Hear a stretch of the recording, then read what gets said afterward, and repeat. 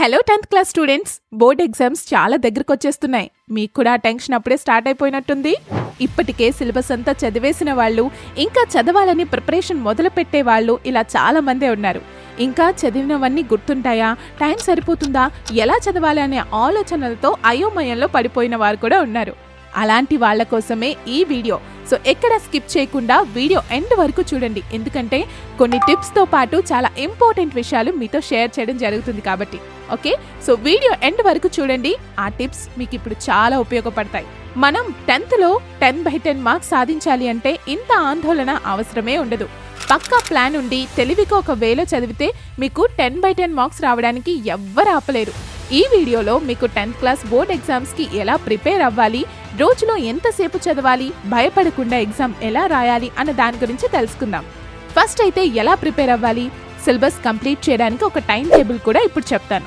10th class ఎగ్జామ్స్కి only 2 months కూడా లేదు కాబట్టి చాలా టెన్షన్ ఫీల్ అవుతుంటారు. ఇయర్ స్టార్టింగ్లో ఇంకా 1 year ఉంది కదా అని ఎంజాయ్ చేసేస్తూ ఉంటాం. మరి ఇప్పుడేమో ఎగ్జామ్కి టైం లేదని భయపడుతూ ఉంటారు. ఇలా భయపడే అవసరం ఏమీ లేదు, ఎందుకంటే మన బ్రెయిన్ అన్నది ఈ టైంలో చాలా యాక్టివ్గా ఉంటుందంట. మనం ఎప్పుడైనా కానీ ఒక పని ఈ టైంలో చేయకుంటే నేను ఎలా లాస్ అవుతాను, ఈ టైం దాటిపోకూడదు అనుకున్నప్పుడు ఆ పనిని మన బ్రెయిన్ ఫాస్ట్గా చేసేస్తుందంట. అలాగే ఇప్పుడు కూడా మన బ్రెయిన్ ఏది చదివినా తొందరగా నేర్చుకుంటుంది, ఎందుకంటే ఇప్పుడు కూడా చదవకుంటే మనం ఫెయిల్ అవుతామని భయం అనిపిస్తూ ఉంటుంది కదా. అందుకే ఈ టైంలో ఒక పద్ధతి ప్రకారం చదివితే 10th క్లాస్లో ఈజీగా ర్యాంక్ తెచ్చుకోవచ్చు. ఫస్ట్, రోజు చదవడం అలవాటు చేసుకోవాలి. ప్రోక్రస్టినేషన్ దూరం చేసుకోవాలి. ఉన్నది 6 subjects కాబట్టి దీంట్లో మీకు కష్టమైన సబ్జెక్ట్ ఏమైనా ఉన్నాయా, నేను ఏ సబ్జెక్ట్లో అయినా వీక్ ఉన్నానా అని ఆలోచించుకోండి. ఫస్ట్ అయితే ఒక డేకి కావాల్సిన ప్లాన్ని ప్రిపేర్ చేసుకోవడం. రోజు ఒక టైం అనుకొని ఆ టైంకి నిద్ర లేవడం చేయాలి. మార్నింగ్ 4:30కి నిద్ర లేవండి. రోజు 10 minutes మెడిటేషన్ చేయడం, 10 minutes ఎక్సర్సైజ్ చేయడం లేదా యోగా చేయడానికి ట్రై చేయండి. మార్నింగ్ కొంచెం సేపు చదివి మళ్ళీ స్కూల్కి వెళ్ళిపోవచ్చు. ఇప్పుడు చెప్పిన వాటికి ఒక బెస్ట్ టైం టేబుల్ అయితే ప్రిపేర్ చేద్దాం. మార్నింగ్ 4:30కి నిద్ర లేవండి. 4:30 to 4:40 వరకు ఫిజికల్ ఎక్సర్సైజ్ యోగా చేయండి. 4:40 to 4:50 వరకు మెడిటేషన్ చేయండి. నెక్స్ట్ 15 minutes అంటే 5 వరకు మీరు కొంచెం ఫ్రెష్ అయ్యి చదువుకోవడానికి సిద్ధం అవ్వండి. నెక్స్ట్ మనకు 10th క్లాస్లో ఉన్నది 6 subjects కాబట్టి దీంట్లో నీకు ఫస్ట్ కష్టంగా ఉన్న 3 subjectsకి పక్కన పెట్టుకోండి. Time table morning 5 AM to 6 PM వరకు ఈ కష్టమైన సబ్జెక్ట్లో మొదటి దాన్ని చదవండి.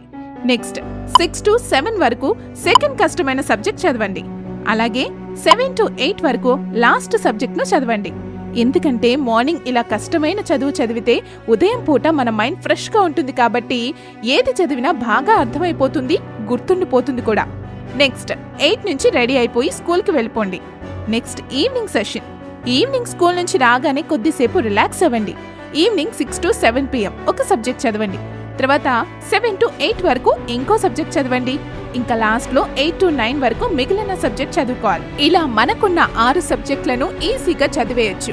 మనం కష్టపడి ఇంత చదివినా పేపర్ రివిజన్ లేకుంటే చదివింది వేస్టే. కాబట్టి అన్ని సబ్జెక్ట్స్ని 9 to 10 PM వరకు రివిజన్కి టైం సెట్ చేసుకోండి. ఇలా కష్టపడి చదివితే సరిపోతుంది. ఇంకా స్కూల్ టైంలో కూడా చదువుతూ ఉంటారు కాబట్టి సరిపోతుంది. ఇలా డేకి సరిపోయేలా టైం టేబుల్ని ప్రిపేర్ చేసుకోండి. అయితే ఎలా చదవాలి అన్న దాని గురించి ఇప్పుడు మాట్లాడదాం. ఇలా ఎగ్జామ్స్కి ప్రిపేర్ అవ్వడం అన్నది ఒక కళ. 1 year అంతా చదివి దాన్ని కొన్ని వారాల్లో పూర్తి చేసిన వాళ్లే మంచి స్కోర్ సాధించగలుగుతారు. మొదటి నుంచి చదవలేదే అని ఇప్పుడు బాధపడితే ప్రయోజనం ఉండదు. ఉన్న టైంని ఎఫెక్టివ్గా యూస్ చేసుకుంటే సరిపోతుంది. ఇప్పుడు మనం చదివేటప్పుడు ఎలాంటి టిప్స్ ఫాలో అవ్వాలి అన్న దాని గురించి తెలుసుకుందాం. ఫస్ట్ వన్, మనలో చాలా మంది ఎగ్జామ్స్ ఉన్నాయంటే రోజులో 24 hours బుక్స్తోనే గడుపుతూ ఉంటారు. నైట్ అవుట్ చేస్తూ కుస్తీ పడుతూ ఉంటారు. రోజుకి 3 to 4 hours మాత్రమే పడుకుంటారు. ఇలా చేయడం చాలా తప్పు. ఖచ్చితంగా ఎగ్జామ్ టైంలో 6 to 7 hours నిద్రపోవాలి. రెండవది, ఇంపార్టెంట్ టాపిక్స్. ఎగ్జామ్ టైంలో చాలా మంది అప్పటిదాకా కష్టం అనిపించి విడిచిపెట్టేసిన టాపిక్స్ని ఎగ్జామ్ టైంలో చదువుతూ ఉంటారు. లేదా అన్ని సబ్జెక్టులు ప్రతి టాపిక్ని చదివేయాలని చెప్పి ఫీల్ అవుతూ ఉంటారు. దానికంటే ఎక్కువ వెయిటేజ్ ఉన్న చాప్టర్స్ ఏవి అని తెలుసుకుంటే ఆ టాపిక్ నుంచి తప్పకుండా క్వశ్చన్స్ వస్తాయి అన్నవి చూసి చదవడం మంచిది. ప్రీవియస్ క్వశ్చన్ పేపర్ను పరిశీలిస్తే వీటిపై అవగాహన వస్తుంది. ప్రీవియస్ పేపర్స్ తీసుకొని వాటిలో ఏ టాపిక్స్ అడిగారో చూసి ఆ టాపిక్స్ని బాగా ప్రాక్టీస్ చేయాలి. థర్డ్ వన్, వీకెస్ట్ సబ్జెక్ట్ ఏది? ప్రతి ఒక్క స్టూడెంట్ ఏదో ఒక సబ్జెక్ట్లో చాలా బాగా స్కోర్ చేయగలుగుతాడు, అలాగే ఏదో ఒక సబ్జెక్ట్లో వీక్ ఉంటాడు. అలా మీకు ఏదైనా వీక్ అనిపించిన సబ్జెక్ట్ ఉంటే దానిపై ఎక్కువ కాన్సన్ట్రేషన్ చేయాలి. ఎగ్జాంపుల్ మ్యాథ్స్ తీసుకోండి. చాలా మందికి మ్యాథ్స్ అంటే చాలా భయం. అమ్మో మ్యాథ్సా అని భయపడుతూ ఉంటారు. దాదాపు 60% స్టూడెంట్స్ మ్యాథ్స్ ఎగ్జామ్ అంటే భయపడతారంట. అలా భయపడకుండా చదివితే 100 మార్క్స్ కూడా తెచ్చుకోవచ్చు. అలా భయపడకుండా చదివితే 100 మార్క్స్ ఈజీగా తెచ్చుకోవచ్చు. ప్రతి చాప్టర్లో ఉన్న ఫార్ములాస్ ఒక పేపర్లో రాసి స్టడీ ఏరియాలో స్టిక్ చేయండి. ఏదైనా ఒక ప్రాబ్లం అర్థం కాకుంటే టీచర్ని మళ్ళీ అడిగి ఎక్స్ప్లెయిన్ చేయించుకోండి. తర్వాత మ్యాథ్స్ని ఎప్పుడు చూసి చదివి నేర్చుకోకూడదు. ఎప్పుడు నేర్చుకున్న ప్రాబ్లమ్స్ని 2 times అయినా రాస్తూ ప్రాక్టీస్ చేయాలి.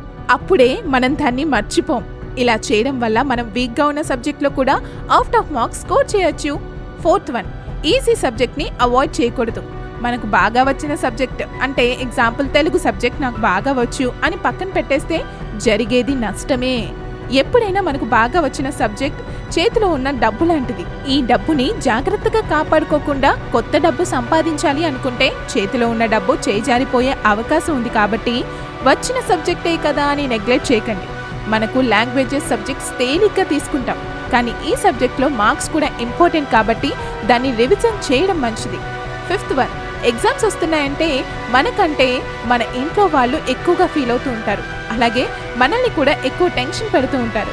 ఇలా స్టూడెంట్స్కు స్ట్రెస్ పెరిగిపోయి చదివింది ఎగ్జామ్లో రాయడానికి ఇబ్బంది పడుతూ ఉంటారు. ఇంకా చాలా మంది క్లాస్లో చాలా బాగా చదువుతారు, అడిగిన దానికి కరెక్ట్ ఆన్సర్ చెప్తారు, కానీ ఎగ్జామ్లో మాత్రం ఒత్తిడి వల్ల టైర్డ్ అయిపోతారు. ఇంకా ఎంత చదివినా ఏదో మిగిలిపోయిందనే భయం, చదివింది ఎగ్జామ్లో గుర్తుంటుందో లేదో అన్న భయం, కడుపు నిండా అన్నం కూడా తినరు. కొంతమందికి ఇది పెద్ద విషయం కాదు, కానీ వీళ్ళు దాన్ని ముందుకు వెళ్లడానికి ఆయుధంగా వాడుతూ ఉంటారు. కానీ కొంతమంది మాత్రం అనుకున్న మార్కులు సంపాదించలేకపోతారు. ఇలా అవ్వకూడదు. స్ట్రెస్ని ఓవర్కమ్ చేయాలి. చదివి టైర్డ్ అయిపోయినప్పుడు బ్రేక్ తీసుకోవాలి. మొబైల్కు సోషల్ మీడియాకు దూరంగా ఉండాలి. వేరే వాళ్ళతో కంపేర్ అస్సలు చేసుకోకూడదు. రివిజన్ చేసుకుంటూనే ఉండాలి. And last but not least, కాన్ఫిడెంట్గా ఉండాలి. 6th one, study in smart way. మనం ఏది చదివినా స్మార్ట్ టెక్నిక్స్ యూజ్ చేసి చదువుకోవాలి.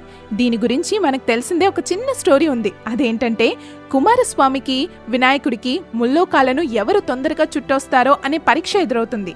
ఈ టైంలో కుమారస్వామి కష్టపడి ముల్లోకాలను చుట్టొస్తాడు. కానీ వినాయకుడు మాత్రం తన తల్లిదండ్రులైన శివుడు పార్వతి చుట్టూ తెలివిగా ప్రదక్షిణ చేసి మీరే ముల్లోకాలు కదా అని చెప్పి వినాయకుడు గెలిచేస్తాడు. ఇలా మనం చదివేటప్పుడు స్మార్ట్గా ఆలోచించి ఎగ్జామ్ రాసేలాగా ప్రిపేర్ అవ్వండి. 7th one, prepare short notes. మీరు చదివేటప్పుడు ఎగ్జామ్స్ టైంలో మళ్ళీ ఫస్ట్ నుంచి చదవలేరు కాబట్టి ఫస్ట్ చదివేటప్పుడు ఇంపార్టెంట్ టాపిక్స్ని పాయింట్ వైజ్ ఈజీగా అర్థమయ్యేటట్టు రాసుకోండి. ఇంకా మ్యాథ్స్లో ప్రతి ఫార్ములాను రాసుకోవాలి. ఇంకా ఇంపార్టెంట్ అనిపించిన టాపిక్స్ అండర్లైన్ చేసుకోవాలి. ఇలా చేస్తే ఎగ్జామ్కి ముందు రోజు ఈజీగా రివిజన్ చేసుకోవచ్చు. 8th one, how to right exam. చాలా మంది పేపర్ ఈజీగా వచ్చింది, టైం సరిపోలేదు, కొన్ని వదిలేశాను, లేకుంటే ఏది వదలకుండా రాశాను, కానీ మార్కులు సరిగ్గా రాలేదు అని అంటూ ఉంటారు. అంటే ఆన్సర్స్ ఒకటే రాస్తే సరిపోదు. కరెక్ట్ టైంలోపు మెరుగ్గా ఆన్సర్ రాయడం కూడా వచ్చుండాలి. మనకు ఒక సబ్జెక్ట్ బాగా వచ్చని ఎగ్జామినర్కి ఎలా అర్థం అవుతుంది? అది మనం రాసే ఆన్సర్ బట్టే కదా. కాబట్టి వచ్చిన ఆన్సర్లను చక్కగా రాయడం అలవాటు చేసుకోవాలి. ఏదైనా క్వశ్చన్కి ఆన్సర్ డైరెక్ట్గా సూటిగా రాయాలి. ప్రతి టాపిక్లో కీవర్డ్స్ ఉంటాయి, వాటిని విశ్లేషిస్తూ రాయాలి. చాలా మంది కంగారులో క్వశ్చన్ ఏంటో కూడా సరిగ్గా చదవరు, ఏదో వచ్చి రానట్టుగా రాస్తూ ఉంటారు. తిరిగి చూస్తే టైం అయిపోతుంది. కాబట్టి ఇలాంటి తప్పులు జరగకుండా చూసుకోండి. ఒక క్వశ్చన్కి ఆన్సర్ అడిగినంత మాత్రమే రాయండి. అడగనది కూడా రాసి టైం వేస్ట్ చేసుకోకండి. మళ్ళీ ఒక క్వశ్చన్ 5 minutesలో రాస్తారు, ఇంకొకటి 30 minutes వరకు రాస్తారు. ఇలా అస్సలు చేయకూడదు.